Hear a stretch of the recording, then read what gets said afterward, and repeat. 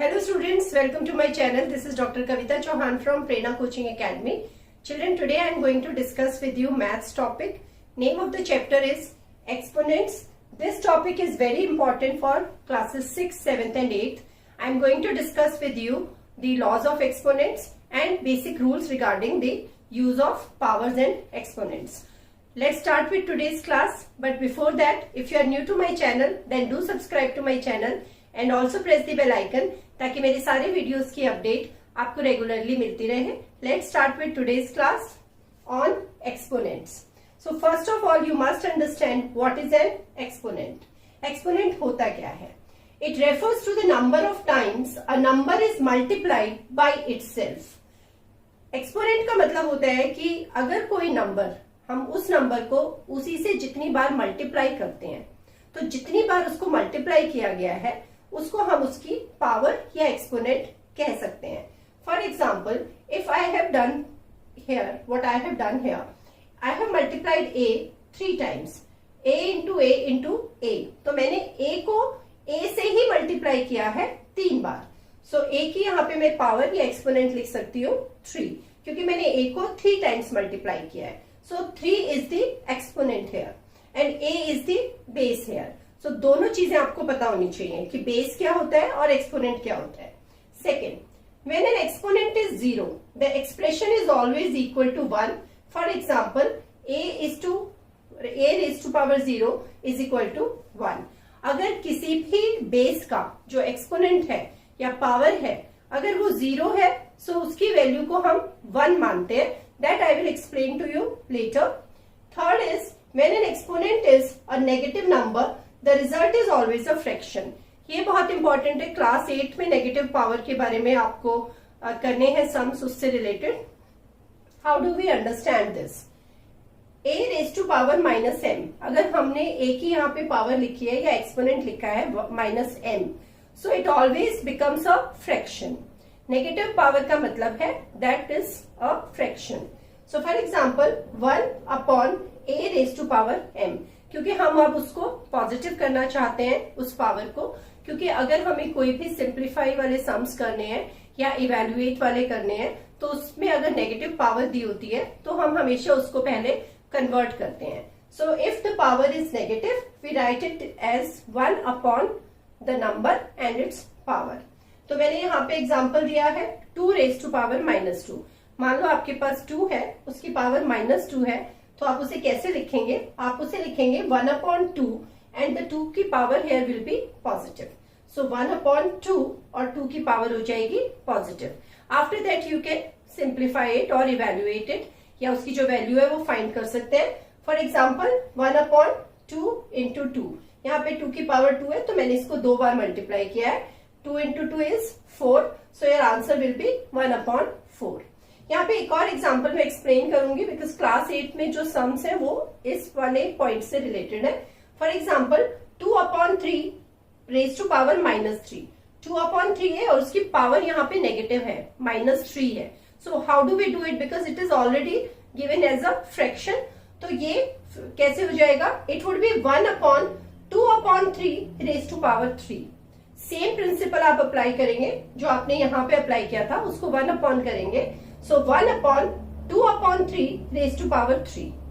Now how do you solve it? You can also solve it कि आप इसको ये समझ के चलेंगे कि ये फ्रैक्शन है. फ्रैक्शन मीन्स इस नंबर्स को डिवाइड करना है इस नंबर से. जब हम फ्रैक्शन में डिवाइड करते हैं तो आपको एक रूल याद होगा, आपने पढ़ा है छोटी क्लासेस में, कि उसमें हम जो जिस नंबर से डिवाइड करना होता है उसका रेसिप्रोकल लेके मल्टीप्लाई करते हैं. तो अब यहाँ पे हमें 1 को डिवाइड करना है 2 अपॉन 3 से, तो हम उसे यहाँ पे ऐसे लिख सकते हैं 1 divided by 2 upon 3 raise to power 3. इस 2 अपॉन 3 रेज़ टू पावर 3 को मैं यहाँ ले आई, क्योंकि मुझे 1 को इससे डिवाइड करना है, तो मैंने उसके सामने लिख लिया. अब ये आप अज्यूम करोगे कि इसके नीचे 1 है. ठीक है. So this fraction is to be divided by this fraction how many times? 3 times. The power is 3 here. तो क्या करेंगे हम 2 अपॉन 3 का रेसिप्रोकल ले लेंगे, तो ये हमारा बन जाएगा 1 upon 1 into 3 upon 2 raise to power 3. Fraction में जब डिवाइड करना होता है तो जिस नंबर से डिवाइड करना होता है उसका रेसिप्रोकल लेते हैं, उल्टा नंबर लेते हैं, और फिर मल्टीप्लाई करते हैं। Is that clear? उसके बाद आप इसको सॉल्व कर सकते हो। 3 को 3 टाइम्स मल्टीप्लाई कर सकते हो, 2 को 3 टाइम्स मल्टीप्लाई कर सकते हो, तो वो आपका आगे की वैल्यू आ जाएगी। So these are the 3 main points which you must understand. Now I would discuss the laws of exponents. The first law, multiplying powers with the same base. Base अगर सेम है और पावर अगर आपकी अलग है तो हम उसको कैसे सॉल्व करेंगे? a raised to power 3 into a raised to power 4. a यहाँ पे बेस है, ये हमारे पास 2 पावर है, ठीक है?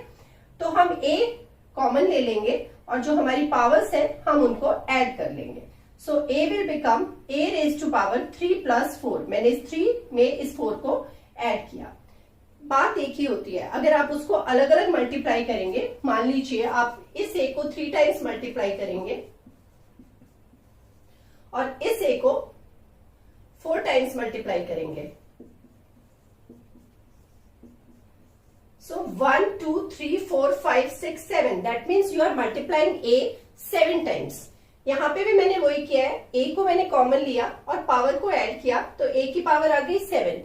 तो जब a की पावर 7 आ गई तो भी हमारे पास यही वैल्यू आएगी। सो यहाँ पे मैंने एक नंबर को भी लिया है, 2 raised to power 3 into 2 raised to power 4. सो 2 हमारा बेस कॉमन है, सेम बेस है, तो हमने यहाँ पे उसको कॉमन लिया, 3 plus 4 किया, सो 3 plus 4 हो गया, तो 2 की पावर 7 हो गई। 2 को हमने 7 टाइम्स मल्टीप्लाई किया, 1, 2, 3, 4, 5, 6, 7. So 2 2s are 4, 4 2s are 8, 8 2s are 16, 16 2s are 32, 32 2s are 64 and 64 2s are 128. तो ये आपकी वैल्यू आ गई। Second, dividing powers with the same base. अब यहाँ पे हमने मल्टीप्लाई किया था पावर्स को सेम बेस से, यहाँ पे है dividing power with the same base. तो a raised to power 5 divided by a raised to power 3। a हमारे पास है जिसको हमने यहाँ पे 5 है उसकी पावर, यहाँ 3 है, डिवाइड का साइन है, हम इसको ऐसे लिख लेंगे, a की पावर 5 है पहले वाले की, a की पावर 3 है दूसरे वाले की। आप इसको सीधा डायरेक्ट भी कर सकते हो, डिवीजन में हम हमेशा सब्ट्रैक्ट करते हैं, तो हम a कॉमन लेके 5 में से 3 को सब्ट्रैक्ट भी कर सकते हैं, लेकिन यहाँ मैंने आपको एक्सप्लेन भी किया है कि वो कैसे आता है, उसको भी आपको पता होना चाहिए। सो a raised to power 5 divided by a raised to power 3। यहाँ पे मैंने 5 टाइम्स a लिख लिया और यहाँ पे मैंने 3 टाइम्स a लिख लिया। मैंने इसको 1a को इस 1a से कट किया, इसको इससे किया, इसको इससे किया, मेरे पास यहाँ पे 2a बच गए, तो a की पावर हो गई 2। अगर आप डायरेक्ट लिखते हैं, 5 में से 3 को सब्ट्रैक्ट करते हैं, तो भी आपके पास आता है a raised to power 2। Next, power with exponent 0। अगर जहां पे मैंने जैसे बताया था कि व्हेन एन एक्सपोनेंट इज 0, अगर पावर 0 है, कैसे आती है वो, उसकी वैल्यू आपको समझ में आनी चाहिए। a raised to power 5, a raised to power 5 है, ऊपर भी a है 5 टाइम्स और नीचे भी a है 5 टाइम्स, ठीक है? मैंने यहाँ पे लिख लिया इसको, हम इसे डिवाइड करना है तो a को हमने यहाँ पे 5 टाइम्स लिख लिया, इस वाले a को भी हमने 5 टाइम्स लिख लिया। सारे जो हमारे एक एक a को हम कट करते गए, सारे ऊपर भी 5 थे नीचे भी 5 थे, तो सब कट हो गए, सो हमारे पास बचा 1। इस तरीके से आपकी पावर जो 0 होती है दैट बिकम्स इक्वल टू 1।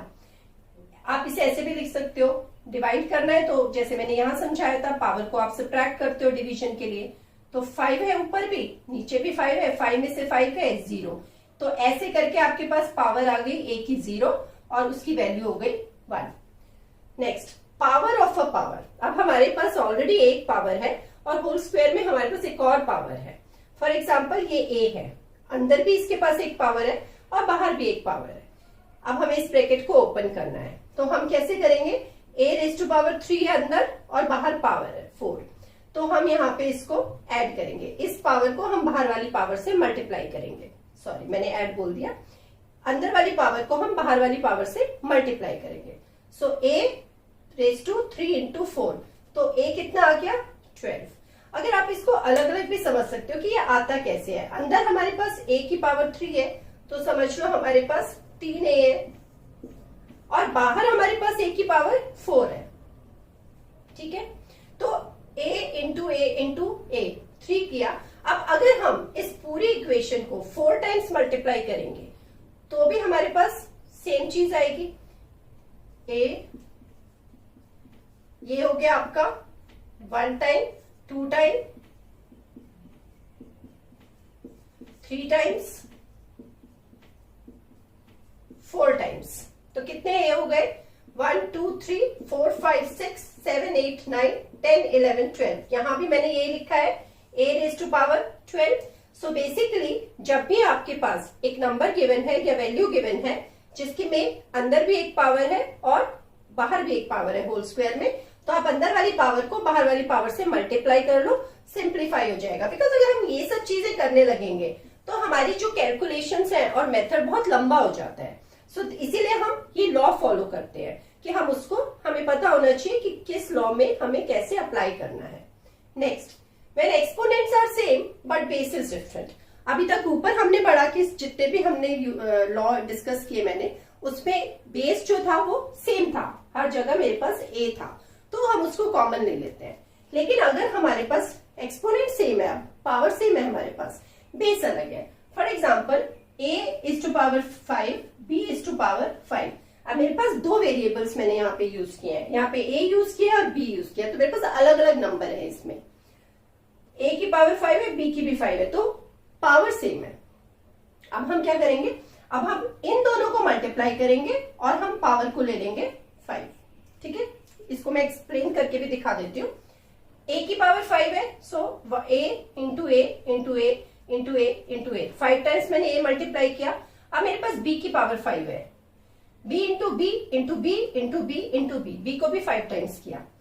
तो अब आप ऐसे देख सकते हो कि कहने का मतलब है कि हम इस एक a को इस एक b से मल्टीप्लाई कर रहे हैं, इस एक a को हम एक b से मल्टीप्लाई कर रहे हैं। तो ओवरऑल जब हम इस पूरे मेथड को सिंप्लीफाई करते हैं और एंड ऑफ द रिजल्ट हमारे पास क्या आता है?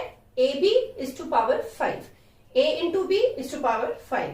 तो अगर हम ये लॉ यूज करते हैं तो हमें इतना सब कुछ करने की जरूरत नहीं है। हमें अंडरस्टैंड करना है कि अगर बेस अलग है, पावर सेम है, तो हम दोनों बेस को आपस में मल्टीप्लाई करते हैं और पावर को कॉमन लेते हैं। So I hope you enjoyed the class and I hope you have understood this. Thanks a lot for watching.